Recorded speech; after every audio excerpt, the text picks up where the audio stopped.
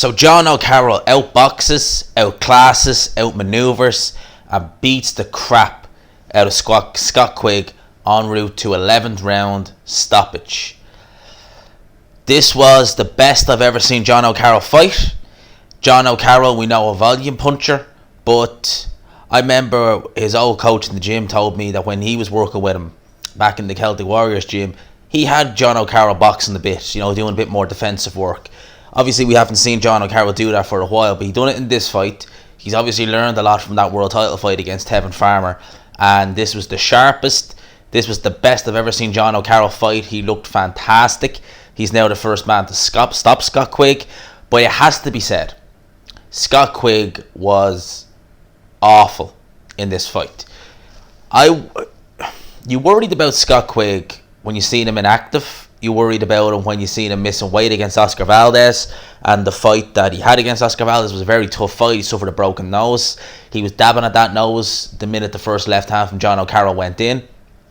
Because let's not forget, I don't think... Now, he's fought since then, but again, it's been about 18 months out of the ring. So Quigg didn't look sharp at all in this fight. He looked old. He is only 31 years old, but you got to remember, he's had a lot of hard fights. He's been sparring over there in the Wildcard Gym, and they do sparring wars over there in the Wildcard Gym.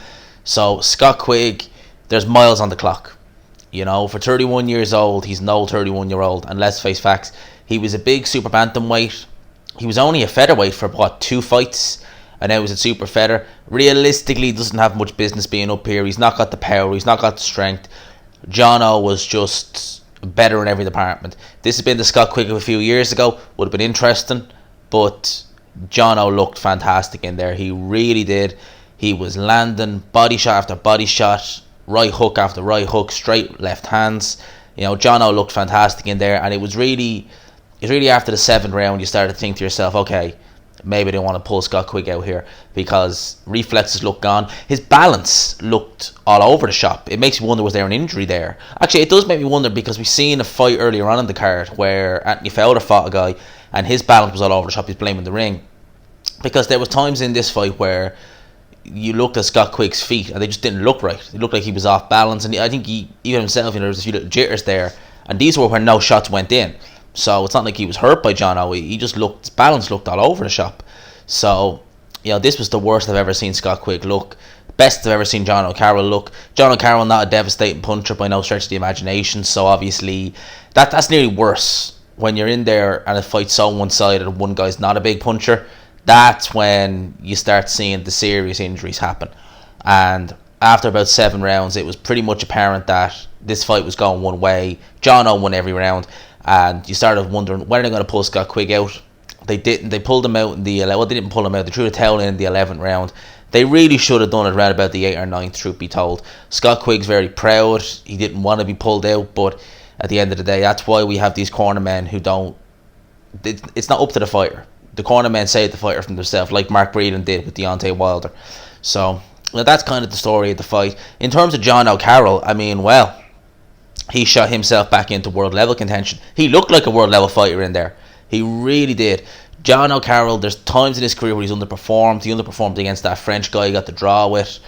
He done well against Tevin Farmer, but he tried to win that fight just on volume, and Tevin Farmer won it on skill. So obviously he's been sparring Tevin Farmer, so he's obviously shown that he's learning a lot. In terms of the world level scene at 130 pounds, it'd be very interesting to see how Jono Carroll can do with that weight. As I just take a brief look at some of the 130 pound fighters while I have BoxRec opened here, and we'll just see kind of what Jono can do with that weight. Because if he can keep performing like this, because he looked fantastic in this fight, if he can keep up this kind of level, he's ranked 50th in the world. So we got Michelle Burchill at number 1. Stay away from him. He's very good. But you have guys like Leo Santa Cruz. Leo Santa Cruz, I think maybe himself has seen better days. You got guys like Jojo Diaz. Jojo Diaz be an interesting fight. Jamal Herring is very good. So there's some good fighters at this weight. It has to be said, but be interesting to see how Jono fits in at the top level at this, because definitely he looked like a world level fighter in there to me. Best I've ever seen him fight. So, definitely credit to Jono Carroll. With regards to Scott Quigg, again, I always say this, it's not my position to say, or it's not my place to say whether a fighter should retire or not, but I think Scott Quigg should really look about hanging the gloves up. He's had a good career. He said himself he's made enough money. Call it quits.